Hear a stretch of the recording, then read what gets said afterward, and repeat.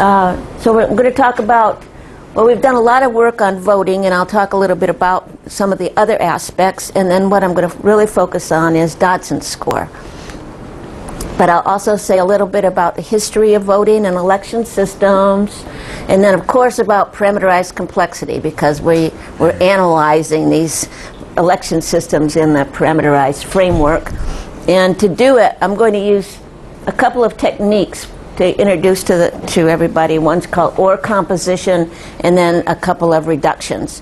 The last reduction from multicolored clique is quite technical, and I think that, and I do have slides for it, but I think when I get there that I'll just introduce the problem and skip the technical slides and go to the conclusion.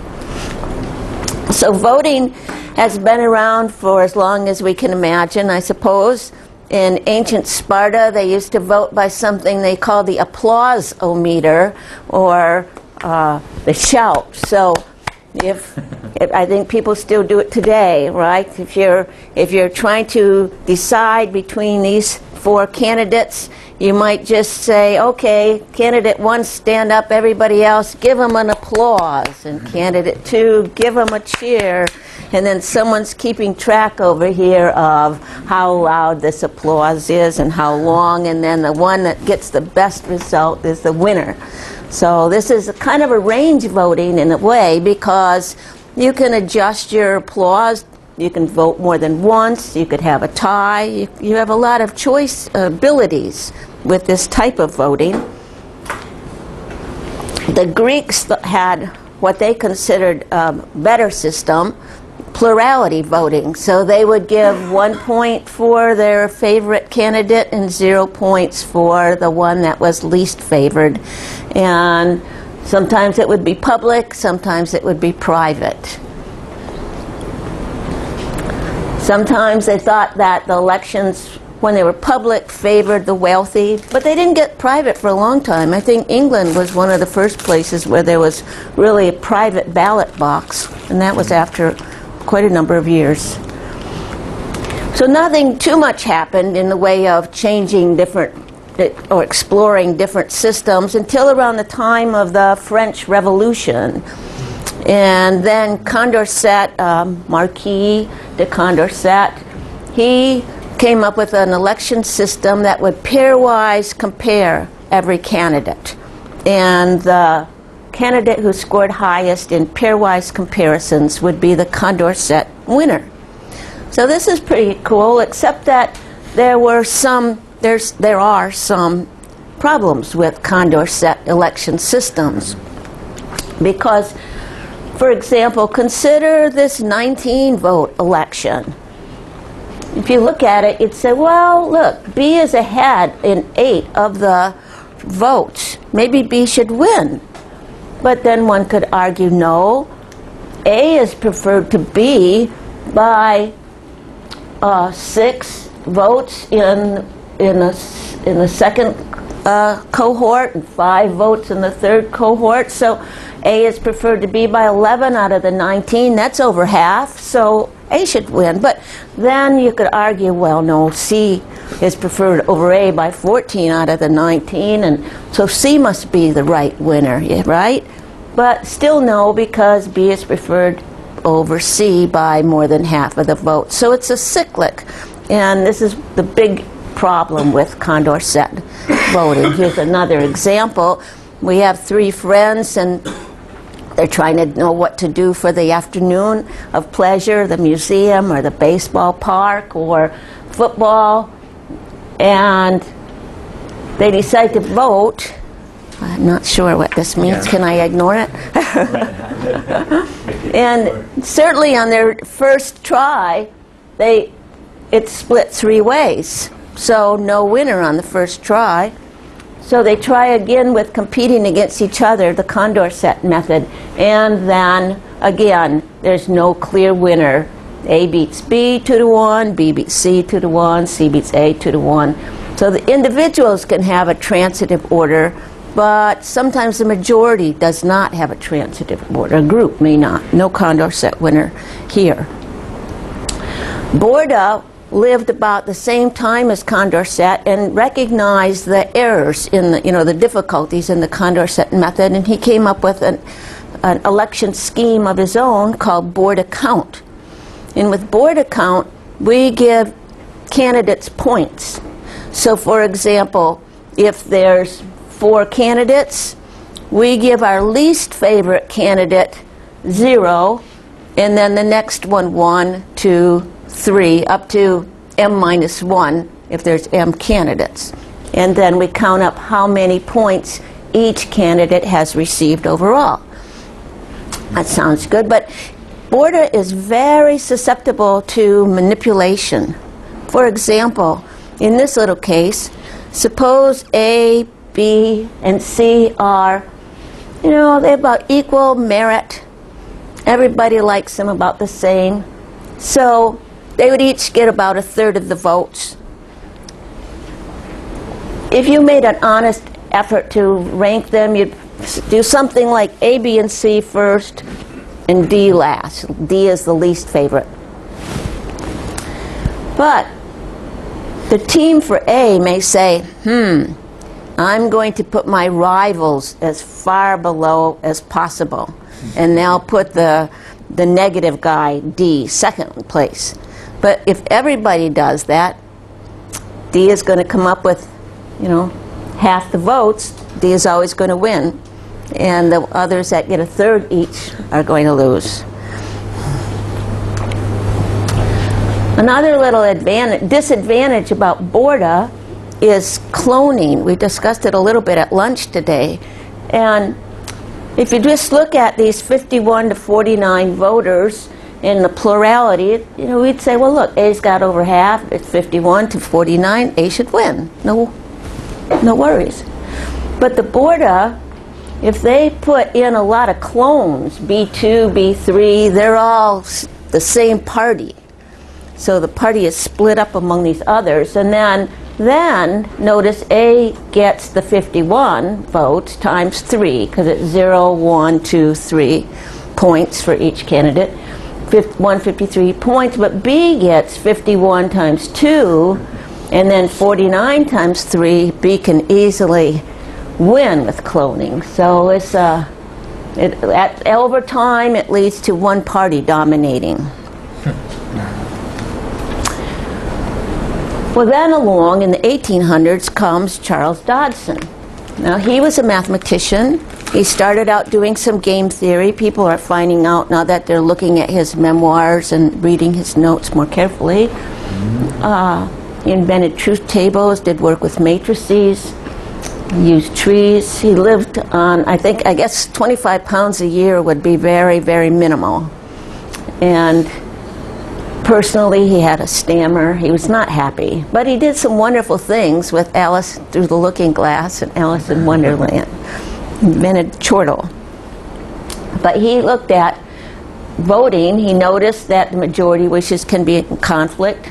He noticed that there may not be a Condorcet winner. So his fix was to have the winner be the candidate closest to a Condorcet winner by constructing this editing operation. He would switch the adjacent neighboring candidates in the voters' preference list, and the winner is the candidate with the minimum number of switches to become a Condorcet winner.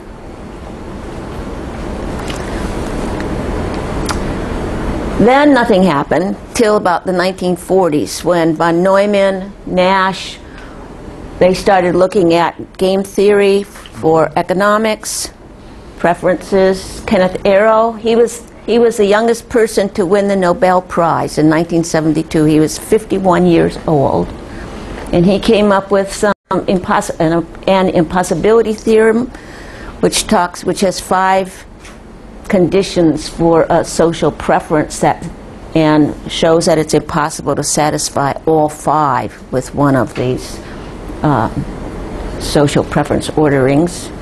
Then in the 80s comes NP completeness. Bertolli, Orland, Tovey, and Trick looked at various voting systems, found that they were almost always NP complete. And the whole notion of social choice and voting and election systems has become joined with computer science in an area that's now called computational social choice. And it has a meeting, ComSoc. The 5th workshop will be this year in Pittsburgh. So computational social choice joins computer science and social choice. And it's there are uses found in many, many areas. For example, auctions, who's going to win on the auction online system.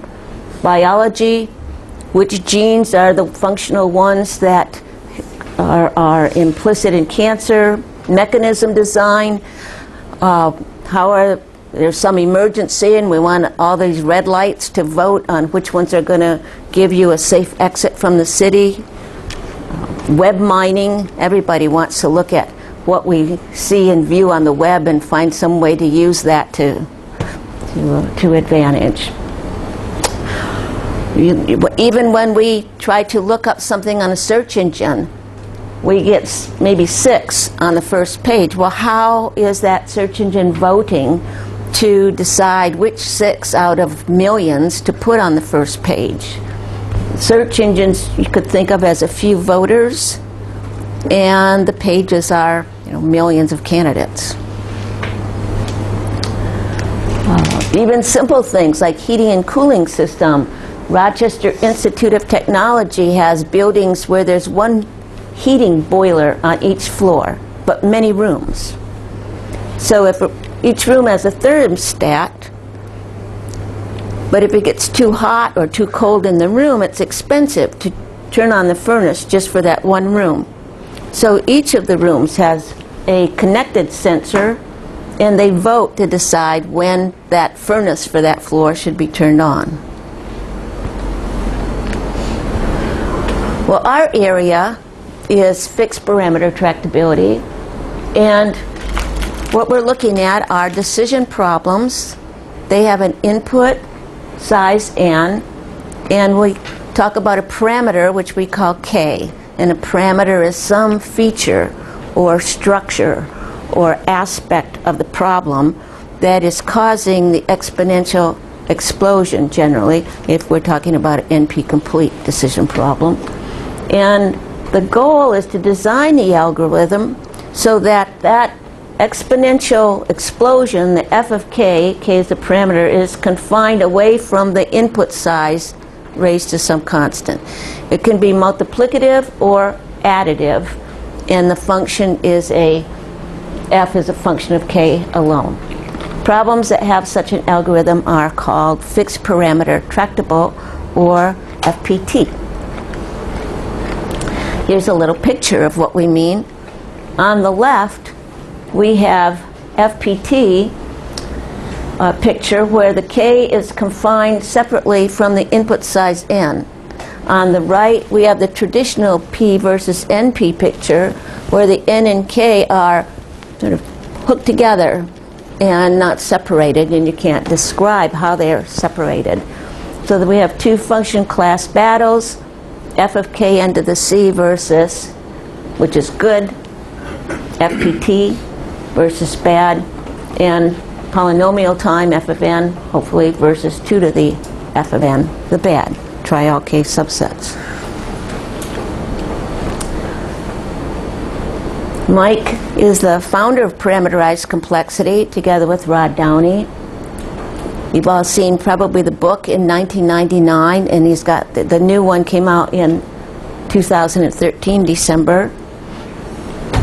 And so, they've developed this completeness program, polynomial time. Lin K means linear, polynomial K, FPT. Those are the kernelization classes. I'll talk about kernelization in just a moment. And then the hardness classes, W1, W2, XP. Vertex cover, parameterized by the size of the cover, is FPT. I'll say a little bit more about that in a minute. And Dodgson Score, that we're going to talk about, parameterized by the score, is FPT. On the other hand, set cover, which we're going to be using, is W1 hard, multicolored clique is W1 hard, and dominating set, DS, is W2 complete. Here's a picture of vertex cover. Okay, vertex cover would ask the question. So vertex cover has vertices that cover edges. We wanted K vertex cover would say, can we find K vertices that cover all the edges? So these red ones would cover all the edges. Let's say this is satisfied with K equal 3. And vertex cover is FPT. It has had gradual improvements in its running time, the F of K n to the C. So here is way back in 1998, Balasubramaniam, Mike, and Venkatesh Raman had a 3 to the square root of 3 to the K algorithm. It became improved to 1.2 with Janner Chen and Iad and David Juides, and now it's down to 1.27. So there's gradual improvements in the running time of F of K, which is nice. When it's NP complete, there's not much else you can say. But if you can show something as FPT, then you can keep doing things with it, finding more possible parameters to aggregate with it. Another aspect or way of looking at parameterized problems is kernelization. If we have a parameterized problem and an instance can be denoted, say, by I and K, then we'll have data reduction rules that can be done in polynomial time that will shrink the problem. It'll shrink the input to I prime, K prime. And K prime will be less than or equal to K, and the size of I prime is less than or equal to some G of K. If G is a polynomial, we say L has a polynomial kernel. And a problem is fixed parameter tractable if and only if it has a kernel. Kernelization is very powerful. K vertex cover has a 2K kernel. And there are many techniques that have been developed for finding problem kernels. People can think of kernelization as pre-processing. You're nipping off the bits and shrinking it down so that then you're still going to be a hard problem. You're going to have to do something with that nugget, but at least you've gotten it smaller to work with. Sometimes you can just use brute force by then. For example, there are many reduction rules for a vertex cover. For example, the degree 1 kernelization rule. Here, if we have V as a vertex of degree 1, would we ever choose that to be in our vertex cover? It would cover that edge, but we would not choose it because U would be much more valuable. U would also cover the edge, but would in addition cover more aspects of the graph. So we would use this kernelization rule and do branching or dynamic programming and add other reduction. There are many, many other reduction rules. So these two different algorithm designs give us a competition with independent payoffs. We can find an FPT algorithm with the best possible F of K on the one hand, or we can do kernelization and find the best possible polynomial time kernelization. Kernelization has led to an annual conference series called Worker Kernel. Very fascinating. A lot of good stuff going on there. And the first one, looking at F of K or parameterized complexity in general, the conference series is called IPEC. IPEC, International Parameterized Complexity and Exact. And that's generally held with ALGO, which will be in Poland this September. So kernelization is like preprocessing, and many parameterized problems, we always want them to have a polynomial kernel. That would be really, really great. Now, I'm the moderator and editor of the wiki, which is fpt.wiki.com, and on that, we keep a table of the races. So here's a table of the F of K's and the kernel for various problems. And this problem list has gotten very, very large. It's so large that we have a separate table of the ComSoc FFK races and the kernel size races. So there's more information on the wiki about these computational social choice. And there's this is a welcome page. If you look on it, there's social choice, but there's also many, many other information on there. So in terms of computational social choice, I think Mike and I and Robin and Arkady Slinko were one of the first to look at voting in terms of parameterized complexity back in 2007 when we looked at lobbying in multiple referendum. Then almost immediately Jörg Rota and his student made a small survey. And then Mike and I went to Berlin, or actually we weren't in Berlin, it was Jena, because Mike got a Humboldt research fellowship, and we worked with Ralph and his students on voting problems, especially Nadia, who's done many, many wonderful things with voting. And she and Johannes were over in New Zealand with Arkady in 2003 and 4, did more work. And Jonathan Alman is in Tel Aviv. He's doing work with Coalition in resource voting, resource problems, and parameterized. The definition for Datsun Score, as you already know now because we've kind of talked about it already, is you've got a candidate, you've got a distinguished candidate, votes, an integer k, and we'd like to know if X, the distinguished candidate, can be made a Condorcet winner by making at most k swaps between adjacent candidates. So in this example, again, there is no Condorcet winner. A beats B, B beats D, D beats C, C beats A. I actually tried to find out how often this happens in real life, how often there is no Condorcet winner. And there are many, turns out there are many websites about voting. I have a list, a few of them at the end of my slides. And somebody said, well, there's no real data about it, but they've done simulations. And if there are 20 candidates, then about 68% of the time you will be able to get in an election with no winner. I thought that was rather high, but no winner. But C can become a winner with two switches. Just switch CD and then CB and moves up. So the way to read this is A is preferred to B, B is preferred to C, to D, D is preferred to C. Now we're going to look at two different parameterizations in this talk. We're going to look at K Dodgson score, parameterized by the number of swaps, K. And then we'll look at N Dodgson score, parameterized by the number of votes, N. And we already know that from other work that M Dodgson score, parameterized by the number of candidates, is FPT. Now in this work right here, there's only one element to each parameter. There's K, this one is N, this one is M. But in many problems, for example in biology problems where you're looking at multiple sequence alignment and you're looking at the parameters, it can be aggregate parameter.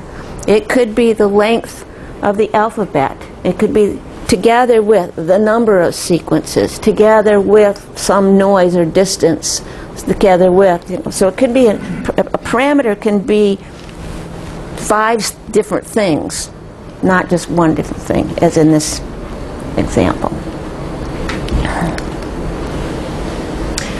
We know that Dodgson score is NP complete. Winner and ranking are sharp P complete, which means very, very bad. There's greedy heuristics. It doesn't admit a p-TAS, so it can't be approximated. Parameterized by the candidates, I just mentioned, is FPT. Parameterized by the number of swaps is FPT. We proved it, and then so did Nadia and that team. It can be solved in time 2 to the k times nk plus nm, where n is the number of votes and m is the number of candidates.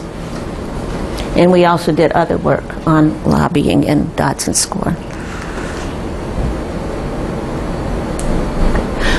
And then, since we have an FPT problem, will it have a linear kernel or a polynomial kernel? It will have a kernel, but what will it look like? Well, here's where this lower bound technique comes in.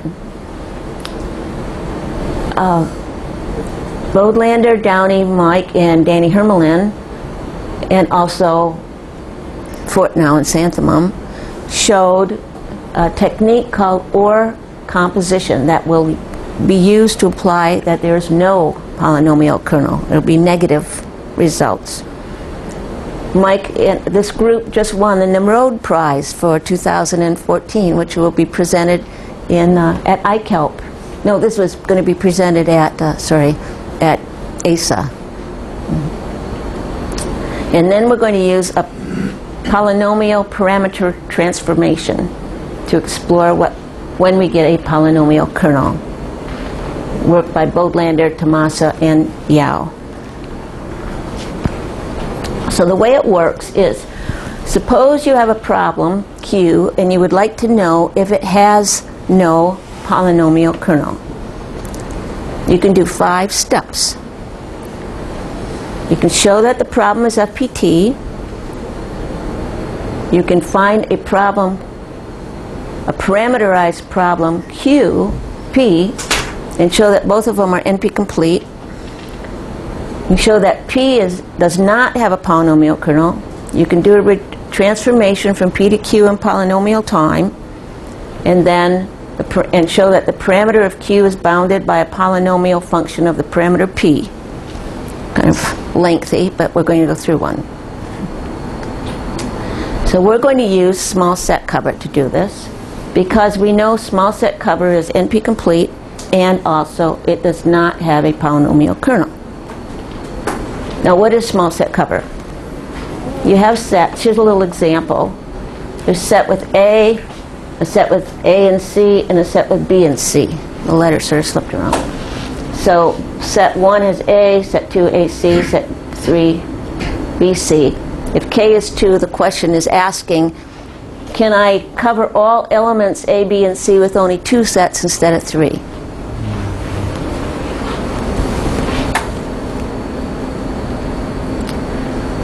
And yes, of course, you could cover them, all 3 elements, with S1 and S3 or S2 and S3. So what we'll have to do is we already know Dodgson Score parameterized by swaps is FPT. We know that. We already know, too, that small set universe set cover does not have a polynomial kernel, given that. They're NP complete, both problems, given that. So what we're going to do is we're going to look at how to make the transformation from small universe set cover to K Dodgson Score in polynomial time, and then we're going to look at the parameter and show that it's bounded by a polynomial function of small universe set cover.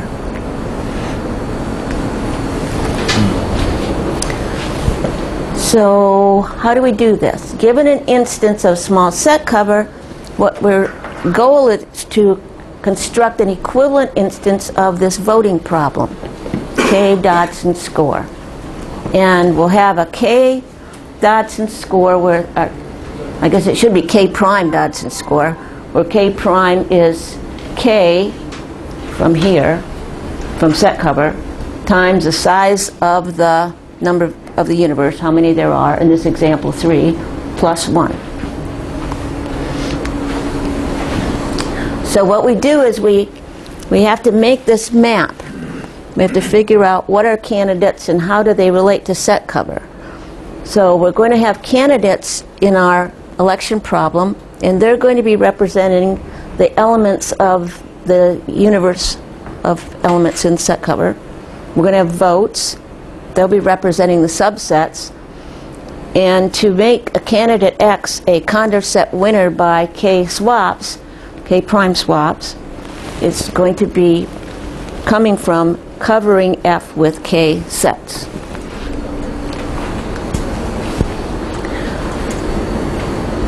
So I'll tell you what our candidates are. So it's getting a little technical, but you know, you can live with it. It'll be all right.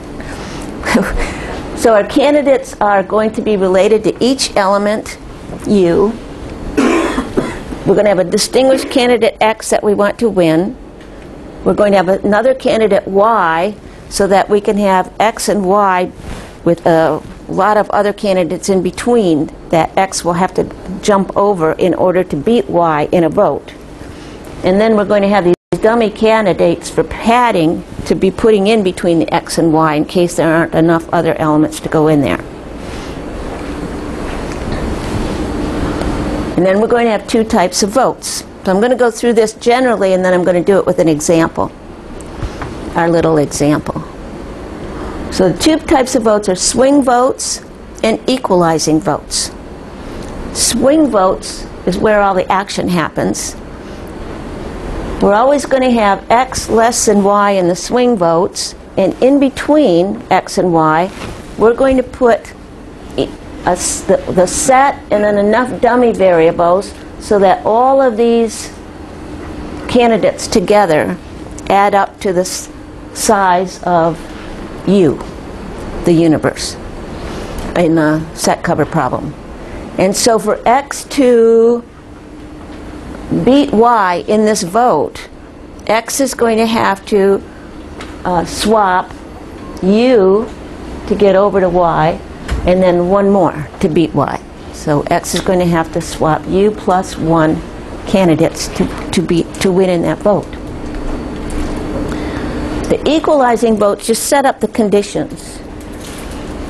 When we build these equalizing votes, we're going to have the same number of votes as we had in swing votes, but every time X is above U up here, it's going to be below U down here. We're going to equalize it out.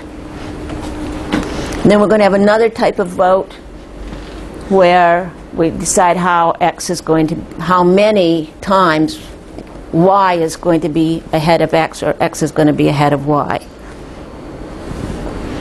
Because we know how many X needs to gain. It needs to gain at least K votes on Y. You know, suppose you had 10 sets, and you wanted to know if you could cover them with 7. Well, what we're building is we're building 10 votes that are swing votes, and we're building 10 votes that are equalizer votes, and we're organizing this so that X will beat Y in 11 of the votes. Over half, one more than half, exactly. And then in order to make sure that all the action happens up in the swing votes, we make sure that X can never win in these equalizer votes. They're only to set it all up. So in order to guarantee that, we make the size of U plus 2 swaps necessary for X to gain on Y in these equalizer votes, which means it can never do it. So that's just a guarantee that X can't succeed in the equalizer votes. Everything has to happen in the swing votes. Well, here's a little example with our A, B, and C. So our candidates are our special candidate X, A, B, and C, the universe, Y, and then these dummies. And these dummies are mod 3, so we just keep using them if we need to. And now we'll build the swing votes. I thought I was going to build it gradually. So anyway, so here's X is less than A. That's the first set. And then we put in some dummies from D0 so that there's U plus 1 between X and Y. So that if X was going to win here, it'd have to jump over. That should just be a U, because then Y is the 1. Sorry. And we do that with all of these. Between X and Y, we have U, and then 1, and U, and then 1. And then now, all these other things we'll just stick in the back, because every candidate has to be in every vote.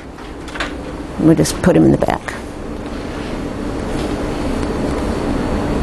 So remember, what we're trying to say is, can we cover, if we can cover that set with only k subsets, that's going to say then we can make x win with only k times size of u plus 1 swaps.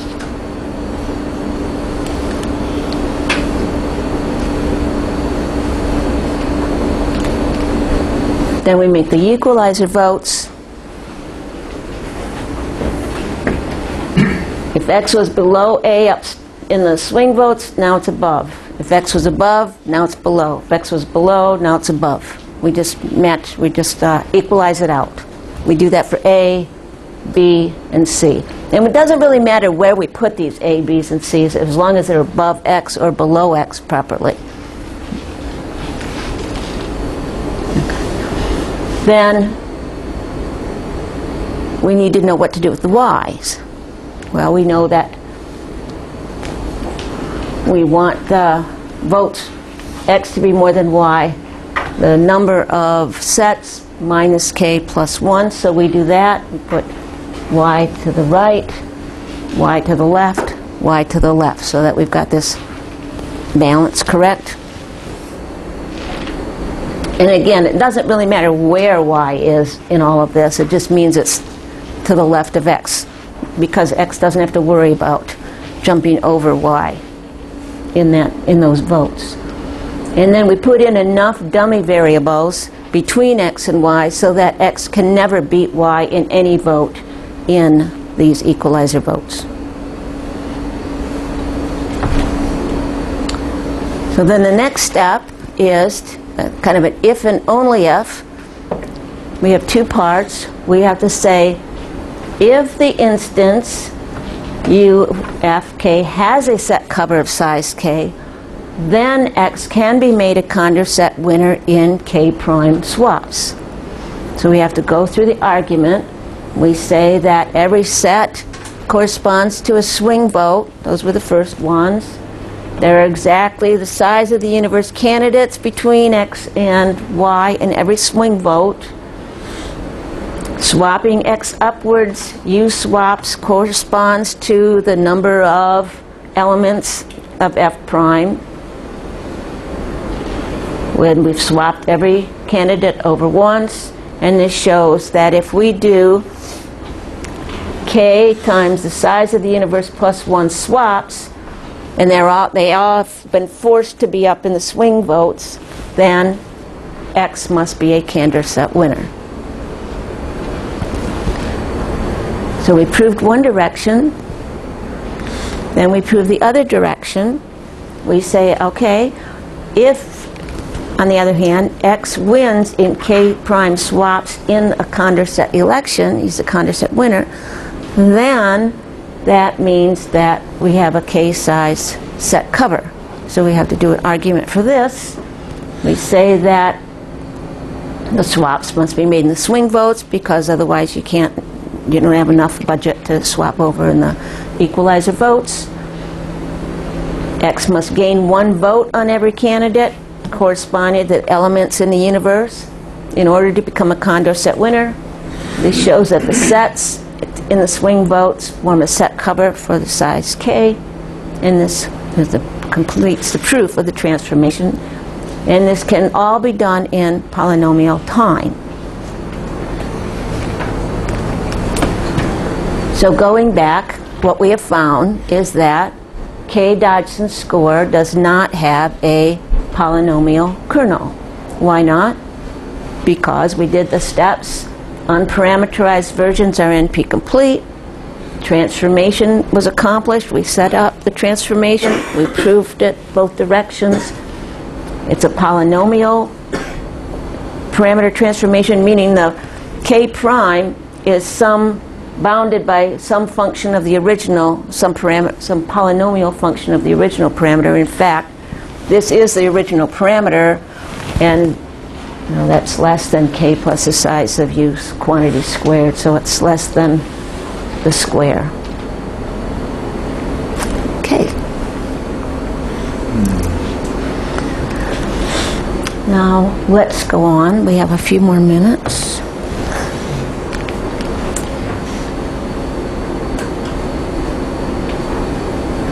Now let's look at n Dodgson score, and we'd like to show that it is W1 hard. How would we do that? Well, n Dodgson score is very similar. We have the candidates, our distinguished candidate, votes, an integer k. The parameter now is the number of votes n, and the question is the same. Can x be made a Condorcet winner by making at most k swaps between adjacent candidates? That's our question. Now let's look around for another W1 hard problem that we know is W1 hard. Well, a very powerful one is called multicolored clique, and it's been used now in quite a few problems that were not able to be solved before this problem was known and shown to be W1 hard. So this has turned out to be very powerful. So what is the multicolored clique problem? You have an input, a graph, like here. Here's a graph, and it's colored. Vertices are colored, but it doesn't have to be properly colored. It's just colored. And we have a parameter k. And then the question is, in here, is there a clique that contains exactly one vertex from each color class? So if we were able somehow to organize all the vertices into reds, blues, yellows, and greens, then we would look around in here to see, is there a clique? One vertex of each color. And to do that, it's W1 hard. To look at this multicolored clique edge representation and to show that it's W1 hard, we generally use three kinds of gadgets. And you can see what has to happen. First, the edge selection gadget. We need to choose edges that go from the red to the yellow to the green and to the blue to make a clique. And we need to do the same from the blue to the red, blue to the yellow, blue to the green. And green to blue, green to red, green to yellow, and yellow to green, yellow to blue, yellow to red. So we have to have an edge selection gadget to choose these edges.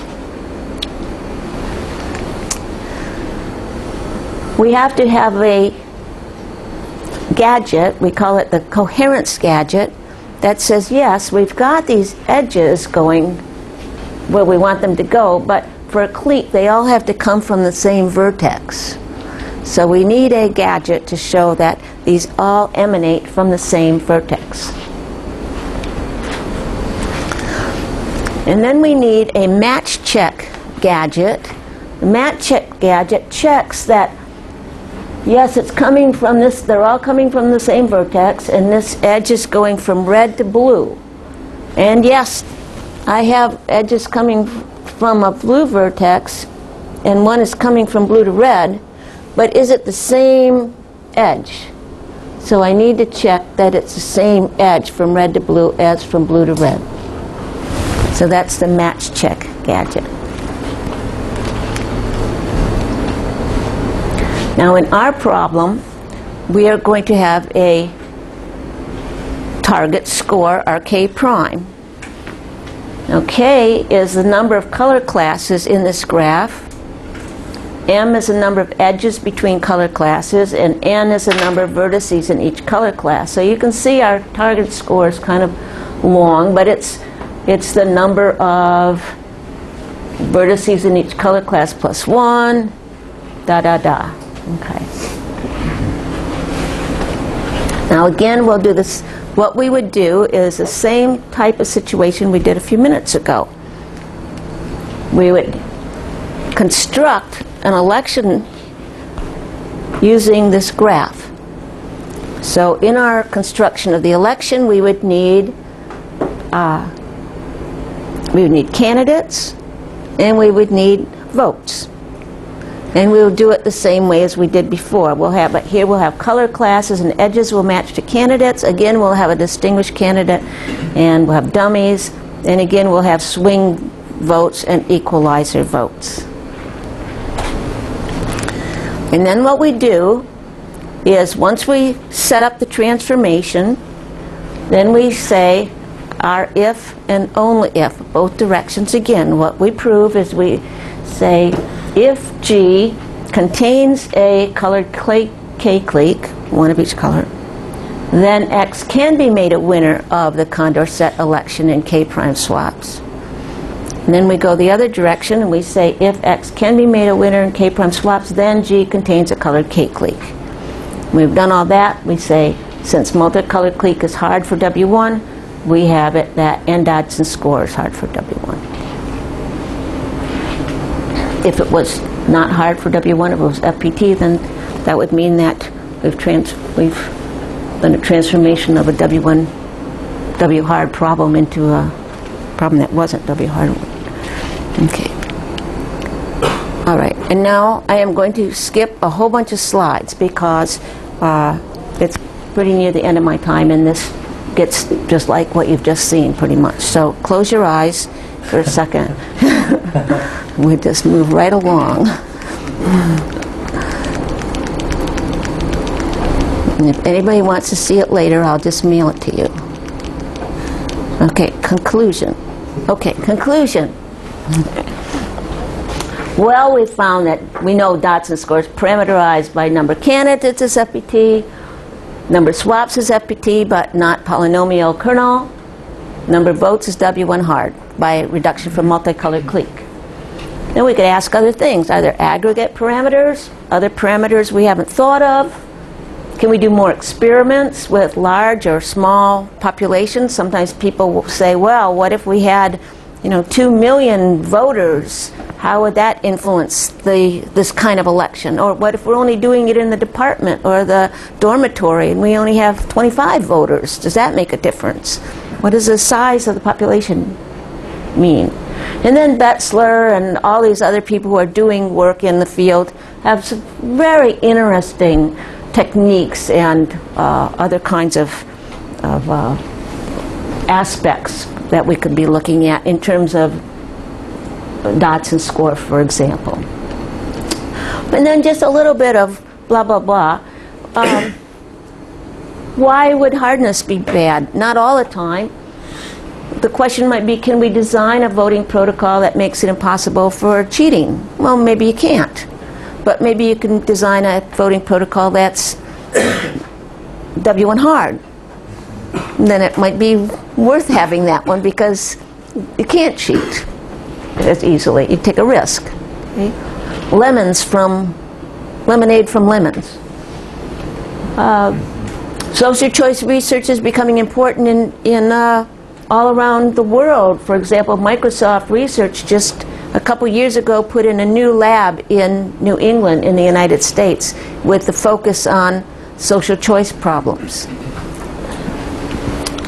Why would they care about social choice problems? Because everybody cares about things like ranking the web pages. Google wants algorithms for voting. Yahoo wants algorithms for voting.